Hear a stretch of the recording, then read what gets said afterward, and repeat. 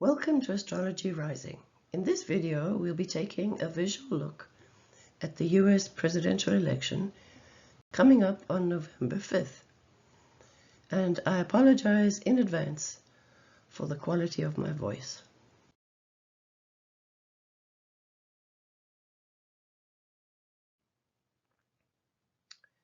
So, Trump was elected in the last phase of the Jupiter-Saturn cycle, which ended in December 2020. The new cycle in Aquarius is for new ideas, not old ones. Biden won just as the last cycle was dying out and the new cycle beginning. The electorate seemed to sense that something new lay ahead in this new cycle and chose a different direction, one that seemed to embody the Aquarian ideals and ideas of this cycle.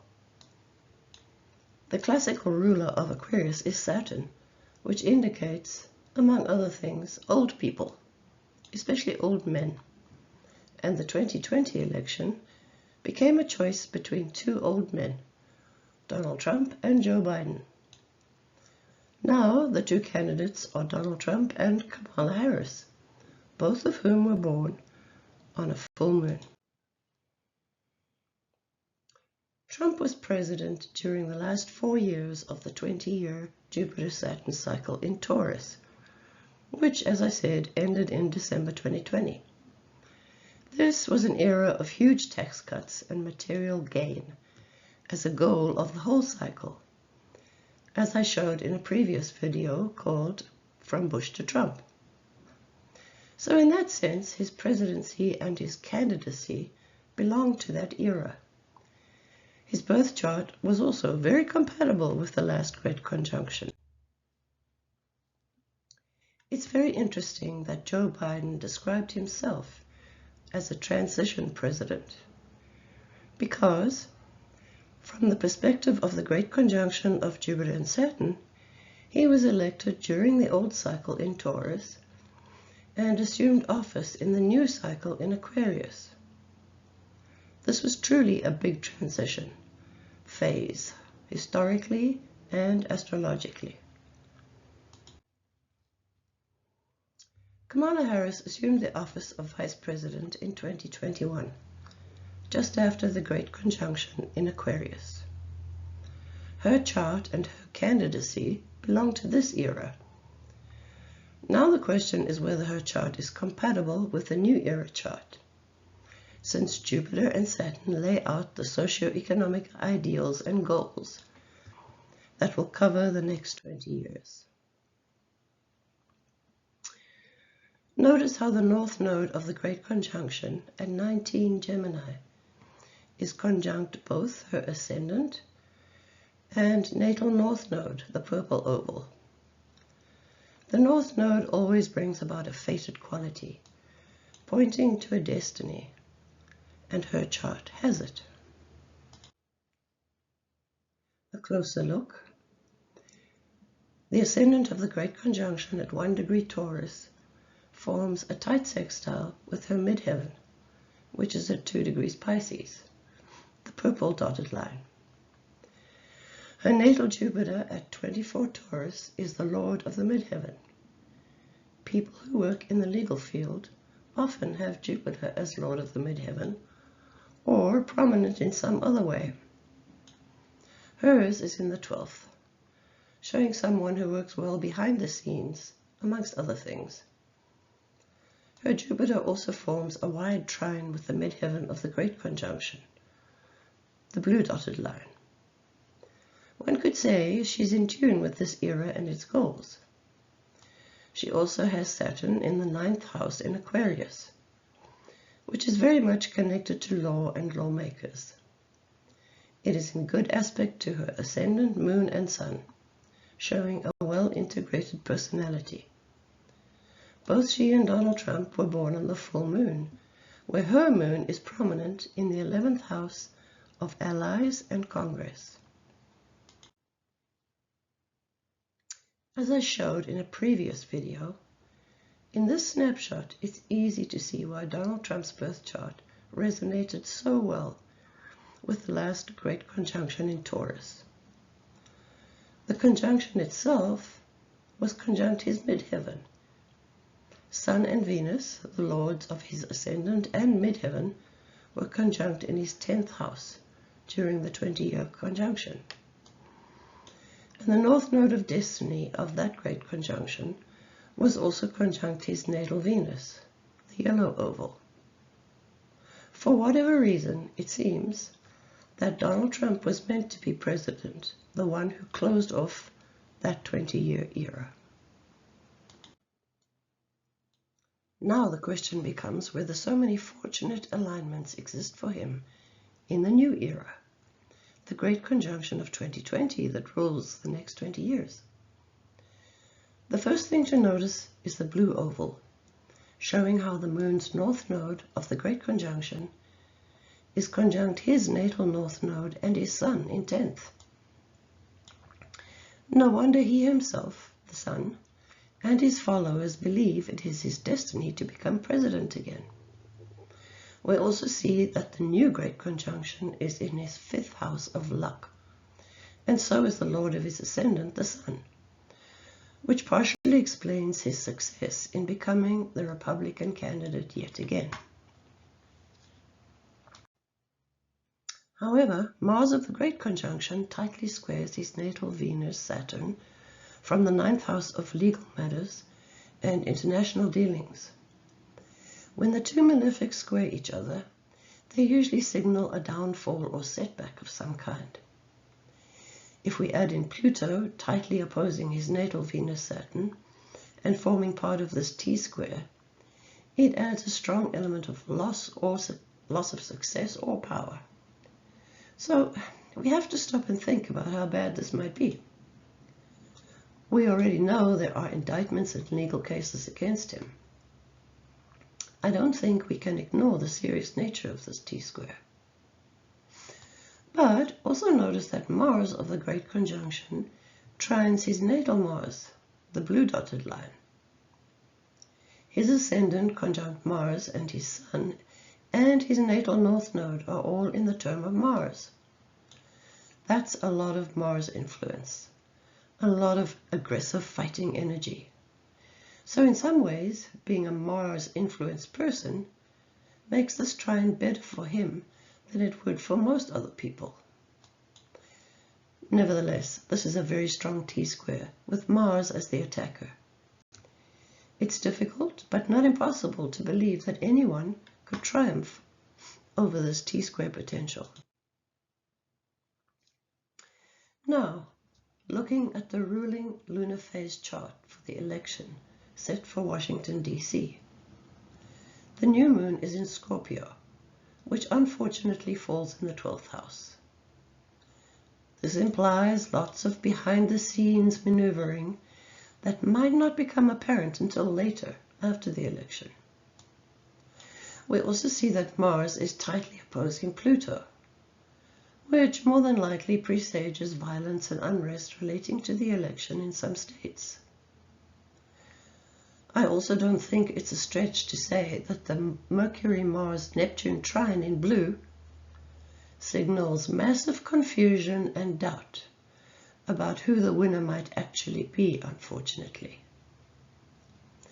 Jupiter is debilitated in Gemini and retrograde, which suggests big claims, big news headlines that aren't necessarily accurate and later turn out to be false. Unfortunately, a few days later, Mercury will ingress Sagittarius, where it is also debilitated. So it seems the big news and big claims being made, which might not even be true, will only amplify in this time. Here's the new moon chart for Kamala Harris. We see Jupiter angular, conjunct her ascendant and natal north node. Angular planets are always considered strong. However, Jupiter is debilitated by reason of its being in Gemini and retrograde. Saturn is in her 10th, which is a powerful placement for success, although it too is retrograde, almost stationary. The north node is in her 11th of allies, also good for Congress. But note that Uranus is conjunct her natal Jupiter in the 12th, which could mean hidden enemies who try to bring her down, or simply that the vote unexpectedly does not go her way. The strong Mars-Pluto opposition in place at this time forms a cardinal grand cross with her natal Sun and Moon, which is very tough, very stressful, although at least it is not angular. Nevertheless, she has Jupiter and Saturn, two important transiting planets in angular houses, which is always good. Here is Donald Trump's chart with the election new moon. Note that Jupiter is conjunct his natal Sun and North Node in 10th, which is also very powerful, though Jupiter is debilitated. However, there is a fixed grand cross in place, namely Mercury opposes Uranus on his midheaven and IC, and they square his natal Mars ascendant and Fortuna. Grand crosses create an immovable object or situation.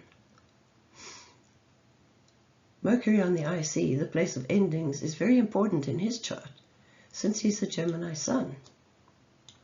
Mercury opposing Uranus strongly suggests a chaotic situation that goes against Donald Trump.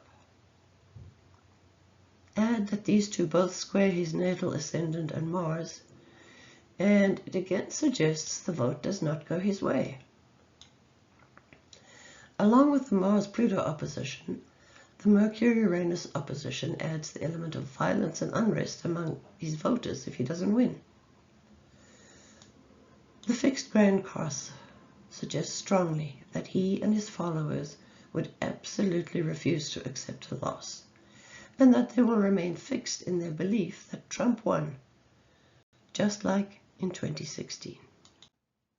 Now, let's look at the US elections from a different perspective, from a purely party perspective.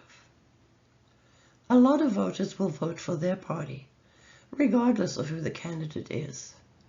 They are party loyalists no matter what.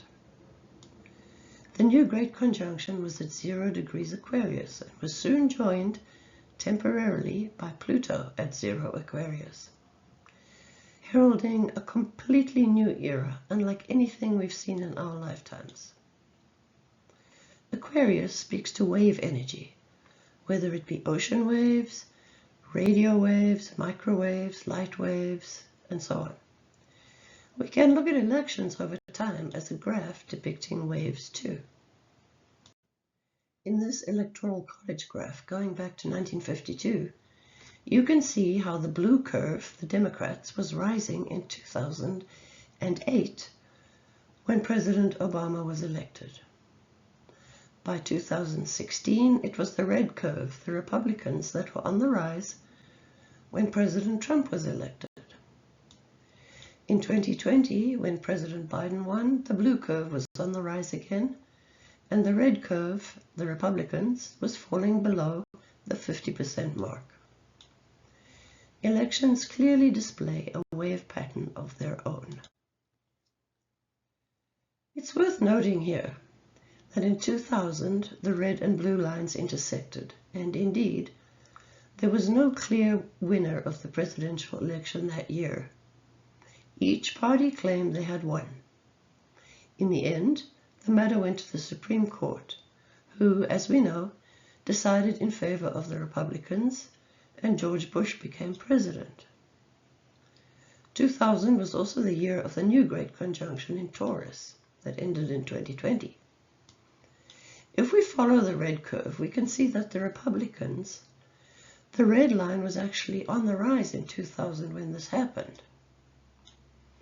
2020, the start of the new Great Conjunction, but the election occurred before the conjunction had taken place. So 2024 is the first national election in this cycle. Will we see another tie? Here is a map of the popular vote.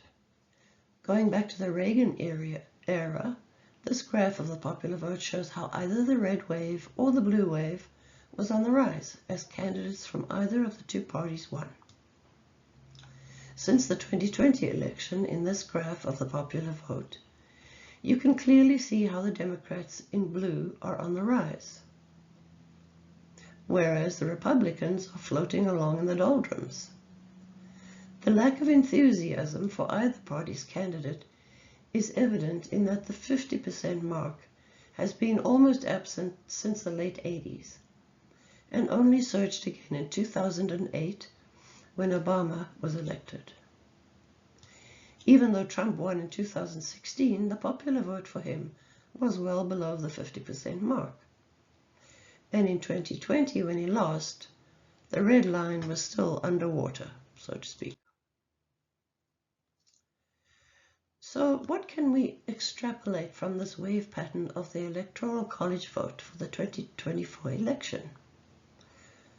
Will the red and blue lines intersect again, as they did in 2000? If the race is very close, this is a definite possibility. Or is the red line still heading downwards, which could be the case? Or is the blue line still heading upwards, which could also be the case? Possible scenarios for 2024 on the left is the 2000 election with the tie vote. In 2024, if Democrats win, the blue line has continued upwards, or at least hasn't moved downwards yet. If the Republicans win, it means that the red line has turned upwards and may have exceeded the blue line. The last scenario is that it is a repeat of the 2000 election, where the votes are once again tied because of some contested votes in one or more states. This could also mean that it would have to go to the courts to decide, as happened in 2000. In summary, both candidates have difficult aspects in their charts, though I think those in Donald Trump's chart are much harder to overcome, simply because a fixed grand cross is like a giant stop sign. A temporary tie in the Electoral College vote seems like a very realistic possibility, with the results of one or more states being disputed. Of the two charts, I think Kamala Harris has less to overcome than Donald Trump, and may indeed win. You decide. Feel free to leave your comments, and thanks for watching.